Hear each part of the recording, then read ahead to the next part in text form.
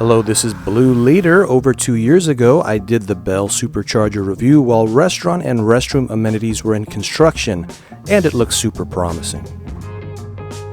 I came back in 2024 and there are no restaurants in sight, and as a matter of fact, locals say restaurants next to the Superchargers never ever opened.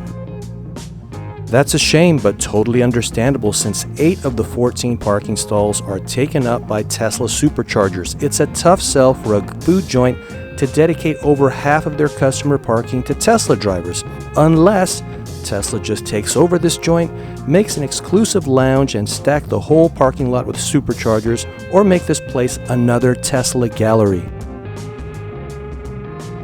Until that time comes, I need to update the ratings for the Bell Supercharger. In 2022, the place got a 3.5 stars.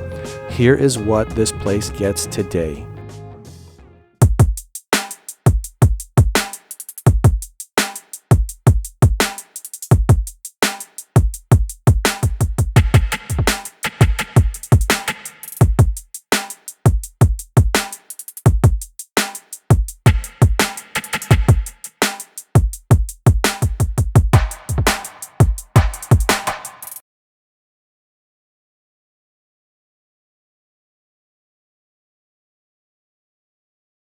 Two years ago, they were building this out to be restaurants, multiple restaurants, patio, everything. There's nothing.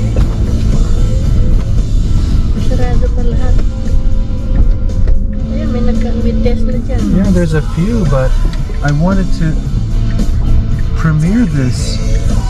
They don't have anything here.